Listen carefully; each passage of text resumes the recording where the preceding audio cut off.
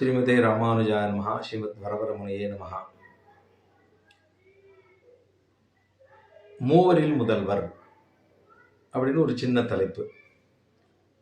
3 பேர்ல முதல்வர் யார் அப்படிங்கிறது. மூவரில் முதல்வர் என்று சொன்னாலே முதல்ல என்ன நினைப்போம்? ஸ்ரீமன் நாராயணன் மகாவிஷ்ணுவை, அவராலே பெறப்பட்ட பிரம்மாவை, அவராலே சிருஷ்டி செய்யப்பட்ட சிவபெருமான். இப்ப மூவர்ல முதல்வர் அப்படின்னு சொல்லலாமான்னா இதுவும் அல்ல. சரி, மற்ற மூவர் யார்? ஏன்னா பிரம்மா, சிவன், இந்திரன், இந்த மூவருக்கு முதல்வர் அப்படி சொன்னா அதுவும் அல்ல. இப்ப நம்ம சொல்ல போற தலைப்பு இது மூவரில் முதல்வர் அப்படின்னு சொன்னால் இது நம்ம ஒரு தெரிந்து கொள்ள வேண்டிய ஒரு விஷயம், முக்கியமான விஷயம். பகவானை உபாசனம் பண்ணுகிறோம், எல்லாரும் பகவானை உபாசனம் பண்ணுகிறோம், பக்தி பண்ணுகிறோம், அவனை பற்றி தெரிந்து கொள்ளுகிறோம், அவனை பற்றி பேசுகிறோம், அவனை பற்றி விஷயங்களை அறிந்து கொண்டு அவனை சென்று அடைய எவ்வளவோ வழிகள் சொல்லப்பட்டிருக்கு. அதையும் நாமும் பின்பற்றுகிறோம். இதெல்லாம் நம்ம பண்றோம். இந்த பக்தர்களுக்குள்ளே வகைகள் உண்டு. அந்த பக்தர்களுக்குள்ளே வகைகள். யார் பக்தர்கள் என்ன? இதை கண்ணன பெருமான் கீதையிலே சொல்லுகிற பொழுது ஒரு ஸ்லோகத்தாலே தெரிவிக்கிறார். சதுர்பிதா பஜந்தே மாம் ஜனா சுகிருதினோர்ஜுன ஆர்த்தோ அர்த்தார்த்தி ஜிக்யாசு ஞானீச்ச பரதர்ஷப என்று தெரிவிக்கிறார். அர்ஜுனிடத்திலே தெரிவிக்கிறார். ஏன்னா அர்ஜுனனுக்கு ரொம்ப கஷ்டமா இருக்கு, மனசெல்லாம் சங்கடமா இருக்கு.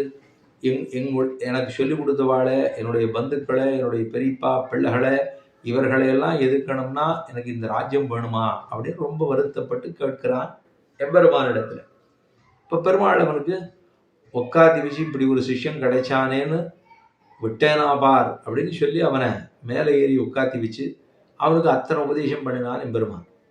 அப்படி பண்ணதான விஷயமே பகவத்கீதை, பகவானாலே உபதேசம் பண்ணப்பட்ட கீதை, பகவானாலே சொல்லப்பட்ட உபனிஷத்து. அதுக்குத்தான் கீதோ உபனிஷத்து என்று பேரு. பகவத்கீதையை கீதோபனிஷத்து என்று சொல்லுவோம். எம்பெருமானே சோதிவாய்த்திருந்து உபதேசம் பண்ணார்.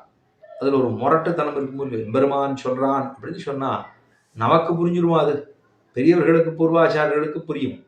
நமக்கு அது வியாக்கியானங்களை சொன்னாலே, இந்த வியாக்கியானங்களை பலரிடத்திலே கேட்டாலே அன்னிக்கே அதனுடைய அர்த்தம் நமக்கு புரிய போவது கிடையாது. அப்படி எம்பெருமான் சொன்னதுன்னு சொன்னா அது ரொம்ப உயர்ந்த விஷயம். அவரிடத்துல ஒருத்தர் கேட்டிருக்கான்னு சொன்னா அர்ஜுனன் சாமான்யமா? அவன் சாமானியனும் அல்ல. இந்திரியங்களை ஜெயித்தவன் அவன். அப்பேற்பட்ட உயர்ந்தவன். குடாகேஷன் அவனுக்கு பேர். குடாகேஷன்னா தூக்கத்தை ஜெயித்தவன். அந்த போர் பண்ற போது தூக்கத்தை ஒரு நாள் அவன் தூங்கினதே இல்லை. தூக்கம் இல்லாமல் ஸ்ரத்தையை, அந்த ஸ்ரத்தையே கொண்டு போரிட வேணும் அப்படிங்கிற க்ஷத்திரிய தர்மத்தை கொண்டே அவன் போரிட்டான். எம்பெருமான் கூட இருந்தான், அதுதான் முக்கியம். அவனா அர்ஜுனனா முடிச்சான்? எம்பெருமானே அத்தனையும் முடித்து கொடுத்தான். 100 வர வெல்வித்தான்னு அழைமணவாள பெருமாள் நாயனார் தெரிவிக்கிறார். 100 வர வெல்வித்த பெருமை. வெல்வித்தான், அவர்கள் வென்றார்கள் சொல்லல, வெல்வித்தான்னு சொன்னார். ஆஹா, அத்தனை சாதுரியத்தோடு சொன்னதான எம்பெருமான் தானும் சதுர்பிதா பஜந்தே மாம், மாம் என்னை யார் வரா தெரியுமா? என்னிடத்துல 4 விதமான மக்கள் வருகிறார்கள் கண்ணன் கீதையிலே தெரிவிக்கிறார். அர்ஜுனனை பார்த்து, அர்ஜுனா என்னை பார்க்கறதுக்கு, என்னிடத்துல பிரார்த்தனை பண்றதுக்கு 4 விதமான மக்கள் வர்றாருன்னு சொன்னார். இப்ப நம்ம பேசிட்டு இருக்கிறது மூவரில் முதல்வர்னு பேசிட்டு இருக்கோம். அப்ப இந்த மூவரில் முதல்வர்ல 4 எங்க வந்தார் அப்படின்னா, சதுர்பிதா பஜந்தே மாம், 4 விதமான மக்கள் என்னை உபாசிக்கிறார்கள், பிரார்த்திக்கிறார்கள், என்னிடத்துல வந்து விண்ணப்பம் பண்றார். 6ன்னு சொல்றார் பெருமாள். சதுர்பிதா பஜந்தே மாம் ஜனா சுகிருதினோர்ஜுன, அவரவர்களுக்கு நல்லது நடக்க வேண்டும் என்று என்னிடத்துல வந்து பிரார்த்திக்கிறார்கள். யாரார் தெரியுமா? முதல்ல சொன்னார் ஆர்த்தோ அப்படின்னா. என்ன சுவாமி இது ஏதோ ஆர்த்தோன்னு சொல்றாரு? டி ஆர்த்தோவா? இந்த காலுக்கு மூட்டு வலியெல்லாம் வந்துருமே, அவளுக்கு சிகிச்சை பண்றவரா இந்த ஆர்த்தோ? நான் அவர் ஆர்த்தோ அல்ல, ஆர்த்தோ என்று சொன்னார். அவர் ஆறுன்னா ஐஸ்வர்யம் வேணும்னு பிரார்த்திக்கிறவர் ஆர்த்தோ. என்னிடத்துல இதுவுமே இல்லை, தரித்திரனா இருக்கேன், என்னிடத்துல ஒண்ணுமில்லேன்னு பிரார்த்திக்க வரானோ இல்லையோ அவனை ஆர்த்தோ என்று சொன்னார். அர்த்தார்த்தி அப்படின்னா அடுத்தவர். இவர் யாருன்னா, இவர்கிட்ட ஐஸ்வர்யம் இருந்தது முன்னாடியே, ஏதோ காரணத்துக்காக அதை தொலைச்சுட்டார். தொலைச்ச ஐஸ்வர்யத்தை திரும்ப பெற வேணும்னு என்னிடத்துல வந்து பிரார்த்திக்கிறான். ஒத்தன்ட்ட இல்லவே இல்லை, அவன் பிரார்த்திக்கிறான். இன்னொருத்தன் தொலைச்சுட்டான், பணக்காரனா இருந்தான், ஏதோ உருநாயகமாய் ஓட உலகுணாண்டவர் கருணாய் கவர்ந்த காலன்னு போயிடுது, அதெல்லாம் சொத்தெல்லாம் போயிடுது. திருநாரணந்தாள் காலம்பெற சிந்து தூய்மினோன்னு ஆழ்வார் தெரிவித்தார் இல்லையோ. ஒரு நாயகமாய் ஓட உலகுணாண்டவர் கருணாய் கவர்ந்த காலர் சிதகிய பாணையர் பெருநாடுகான இம்மையிலே பிச்சதாங்கொள்வர் திருநாரணந்தாள் காலம்பெற சிந்து தூய்மினோன்னு பாசுரம் திருவாய்மொழி 4ஆம் பத்து முதல் திருவாய்மொழி. அதுல இதெல்லாம் ஐஸ்வர்யங்கள்லாம் தியாஜ்யங்கள். ஐஸ்வர்யங்கள் தியாஜ்யங்கள்னா தள்ளத்தக்கவை அப்படின்னு அர்த்தம், தியஜிக்கத்தக்கவை, விடத்தக்கவை அப்படின்னு அர்த்தம். அப்ப அதெல்லாம் வந்து ஒரு நாள்ல போயிடும். நிறைய பணம் இருக்கும், அந்த பரந்த பரப்பாக இருக்கக்கூடிய எத்தனை ராஜ்யங்கள் இருந்தாலும் ஒரு நாள் ஒண்ணு நிற்காது. கடைசியா பக்தி மாத்திரம் தான் உன்னோட நிற்க போறது, வேற எதுவுமே நிற்க போறது கிடையாது. பெண்ணோ பிள்ளையோ பணமோ பகட்டோ சொத்தோ பத்தோ ஒண்ணு நிற்க போறது இல்லை. பகவானிடத்துல நீ பக்தி பண்ணியிருந்தாயானால், அவனுடைய முகோல்லாசத்துக்காக பக்தி பண்ணியிருந்தாயானால் அவன் நம்மை உகக்கப் போகிறான், நம்ம அவனோட சேர்த்துக்க போறான். அது இல்லைன்னா மட்டும் திரும்ப சுழற்சி சுழற்சி சுழற்சி சுத்தி சுத்தி முன்னீர் ஞானம் படைத்தையும் முகில்வண்ணா அந்நாள் நீ தந்த ஆக்கையன் வழி உடல்வேன்னு திரும்ப திரும்ப வந்துட்டே இருக்க வேண்டியதுதான். இப்போ அப்படி சொன்னாலும் இல்லையா ஐஸ்வர்யார்த்திகளா இருக்காதுங்கன்னு. இப்போ ஆர்த்தோன்னு சொல்றவன் ஒரு ஐஸ்வர்யார்த்தி, அர்த்தார்த்தின்னு சொல்றவன் மற்றொரு ஐஸ்வர்யார்த்தி. அவன் யாருன்னா இழந்த செல்வத்தை மீண்டும் வேணும் அப்படின்னு பிரார்த்திக்கிறோம். இவா ரெண்டு பேரையும் ஒரு கோட்டியில் வச்சுக்கணும். அப்ப முதல் கோட்டி என்னது, ஆர்த்தோவும் அர்த்தார்த்தியும் ரெண்டு பேரும் சேர்ந்து ஒரு கோட்டி. இப்ப ரெண்டாவது ஆர்த்தோ அர்த்தார்த்தி ஜிக்யாசு. அடுத்து ஒருத்தர் சொன்னார் ஜிக்யாசுன்னு ஒரு வர்க்கம் சொன்னார். அவன் ஆறுன்னா கைவல்யார்த்தின்னு பேர் அவனுக்கு. கைவல்யார்த்தின்னா அவன் ஆறுமல்ல, அவனும் இந்த சரீரத்தை விட்டுணும்னு நினைக்கிறவன் தான். ஆனால் அவன் சரீரத்தை விட்டுணும்னு நினைச்சா சரி சரீரத்தை விட்டுடலாம், எங்க போகணும் அப்படின்னா மோட்சத்துக்கு போகணும்னு ஆசைப்படுறவன் தான் அவனும். ஆனா மோட்சத்துக்கு போய் என்ன பண்ணணுங்கிறதுல தான் வாசி இருக்கும் இல்லையோ. மோட்சத்துக்கு போய் எங்கேயோ வடக்கையும் தெற்கையும் பார்த்துட்டு இருக்கேன் அப்படின்னு சொல்ல முடியாது. அங்க வடக்கு இருக்கா தெற்கு இருக்கான்னு நமக்கு தெரியாது. ஆனா அங்க போய் நின்றுட்டு பகவானுடைய திருவடிகளுக்கு நித்தியமாக பரதந்திரனாக இருந்து கைங்கரியத்தை பண்ண வேணும் என்று இருக்க செய்தேவே அவன் என்ன பண்றான், அவன் தன்னுடைய ஆத்மாவை தானே அனுபவிக்க முற்படுகிறான். அவன் முக்தனா போடுறான், ஆனா முக்தனா போன பிற்பாடும் தான் தன்னுடைய ஆத்மா அனுபவத்திலே ஈடுபடுகிறான். அப்படின்னா அவனுக்கு என்ன பேரு, அவனை தான் ஜிக்யாசு, அவனை தான் கைவல்யார்த்தின்னு சொன்னார். இது ரெண்டாவது வர்க்கம். முதல் வர்க்கம் ஐஸ்வர்யார்த்தி, ரெண்டாவது வர்க்கம் கைவல்யார்த்தி.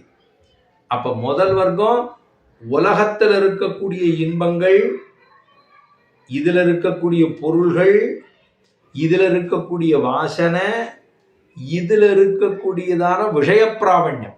இந்த விஷயப்பிராவண்யத்துல இப்படி சுத்திட்டு இருக்கானோ இல்லையோ, அவனுக்கு அவ ரெண்டு பேரை சேர்த்தார். இழந்த ஐஸ்வர்யத்தை பிரார்த்திக்கிறவன், ஐஸ்வர்யமே இல்லாத இருக்கிறவன் பிரார்த்திக்கிறவன், ரெண்டு பேரை சேர்த்தார் ஒரு ஊட்டி, அவன் ஒத்தம். ரெண்டாவது ஜிக்யாசு, முதல்ல ஐஸ்வர்யார்த்தி, ரெண்டாவது ஜிக்யாசு.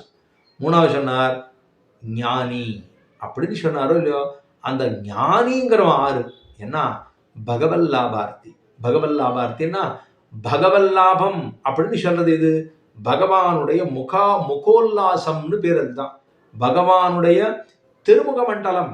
அவனுடைய திருமுக மண்டலம் மலர்த்திக்காக ஒருத்தன் பண்றவன் ஒருத்தன் இருக்கானோ இல்லை, அவன் ஆறு, அவன் தான் ஞானி என்று எம்பெருமான் தெரிவிக்கிறான். சதுர்பிதா பஜந்தே மாம் ஜனா சுகிருதினோர்ஜுன ஆர்த்தோ அர்த்தார்த்தி ஜிக்யாசு ஞானீச்ச பரதர்ஷவ. அந்த ஞானி இருக்கான் பத்தியா, அவனை தான் எனக்கு ரொம்ப பிடிக்குதுன்னா. ஞானி து ஆத்மைவ மேமதம். என்னுடைய மதம் எது தெரியுமா, ஞானி து ஆத்மைவ மேமதம். அந்த ஞானியை தான் எனக்கு பிடிச்சிருக்கு. ஏன்னா அவன் எனக்குன்னு இருக்கான். இப்படி யார் சொன்னா? பெருமாளுக்கு ஒரு வருத்தம் கூட. தான் தன்னுடைய சோதிக்கு புறப்பட்டு செல்லுகிறதுக்கு முன்னாடி பெருமாள் கண்ணன் கீதையில ஒரு இடத்துல சொல்லிட்டாரோ இல்லையோ, என்ன சொன்னார்? பகூனாம் ஜன்மனாமந்தே ஞானவான் மாம் பிரபத்தியதே வாசுதேவ சர்வமிதி சமஹாத்மா சுதுர்லபஹா என்று தெரிவித்தார்.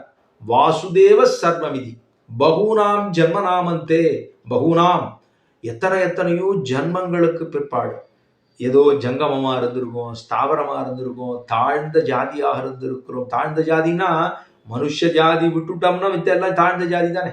மனுஷன்னு சொன்னா ஏதோ அரிதறிது மானிடராய் பிறத்தல் அரிது அப்படின்னு சொல்லணும் இல்லையோ. இந்த மானிட பிறவி எந்தோ அப்படின்னு மதிக்கலர் கொள்கான்னு ஆறும் திருக்குறுங்க நாட்டத்தில் தெரிகிறாரோ இல்லையா ஆழ்வார். ஆஹா, ரொம்ப தாழ்ந்த ஜன்மாவாக பிறந்து கடைசியா எத்தனையோ ஜன்மங்களுக்கு சூரிய நமஸ்காரங்கள்லாம் பண்ணி இவனுக்கு பகவானுடைய கிருபையினாலே இவனுக்கு மனுஷ ஜன்மா கிடைச்சு அதுலேயும் ஒருத்தன் பக்தி பண்றான்னு சொன்னா அவன் எவ்வளவு உயர்ந்தவன் தெரியுமா? அந்த உயர்ந்த பக்தி இருக்கக்கூடிய ஒருத்தன் என்ன சொல்றான் தெரியுமா? பகுனாம் ஜன்மனாமந்தே ஞானவான் மாம் பிரபத்தியதே. அவன் என்ன பண்றான்?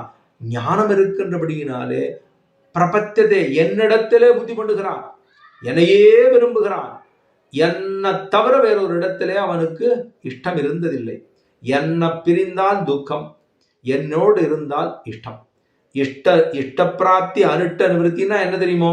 இஷ்டப்பிராப்தி என்னால் எம்பெருமானுக்கு நித்தியமாக ஒருவன் நினைத்து கொண்டு சிந்தனை பண்ணி அவனோடு திரட்டபியோ சோதபியோ மந்தபியா நிதித்தியாசிதபியா என்ன எம்பெருமான பத்தியே சிந்தனை பண்ணிட்டு இருந்தா அது இஷ்டம், அவனோட சேர்ந்து இருந்தா இஷ்டம். சரி, அவனை விட்டு பிரிஞ்சு விட்டா துக்கம், அதான் அனிஷ்டம். இவ்வளவுதானே. அப்படி இருக்கக்கூடிய ஒரு பக்தன் கிடைப்பனா, ஞானி கிடைப்பனான்னு எம்பெருமான் ஆசைப்பட்டா. வாசுதேவ சர்வமிதி சமஹாத்மா, வாசுதேவனே எல்லாம், வாசுதேவ சர்வம், வாசுதேவனே எல்லாம் அப்படின்னு நினைக்கக்கூடிய ஒரு பக்தன் ஞானி கிடைப்பனா அப்படின்னு பெருமாள் நினைச்சிட்டே புறப்பட்டு போயிட்டார் வருத்தத்தோட. சுதுர்லபா, துர்லபம், சுதுர்லபா, அரிதிலும் அரிது அப்படின்னு பெருமாளுக்கு வருத்தத்தோட புறப்பட்டு போயிட்டார். இவர் புறப்பட்டு போனது துவாபர யுகத்தினுடைய கடைசியில. அவர் போய் கொஞ்ச நாள்ல கலியுகம் பிறந்தது ஆரம்பத்துல. வாசுதேவனே எல்லாம்னு சொல்லிட்டே ஒருத்தர் வந்தார். அவர் யாரு? நம்ம ஆழ்வார். கலியுகம் பிறந்தது 42ஆம் நாள். உண்ணும் சோறு கண்ணனாக, பருகுநீர் கண்ணனாக, தின்னும் வெத்திலை கண்ணனாக, எல்லாம் கண்ணனாக, உண்ணும் சோறு பருகுநீர் தின்னும் வெத்தலையும் எல்லாம் கண்ணன் எம்பெருமான் அப்படின்னு சொல்லிக்கொண்டே ஒருத்தர் வந்தாரோ இல்லையோ. அப்படி இருக்கக்கூடிய ஞானி எனக்கு பிடிக்கிறதுன்னு சொன்னார் எம்பெருமான்.